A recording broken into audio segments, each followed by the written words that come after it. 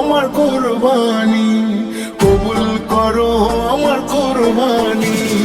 আল্লাহ তুমি করো একটু মেহেরবানি, কবুল করো আমার কুরবানি।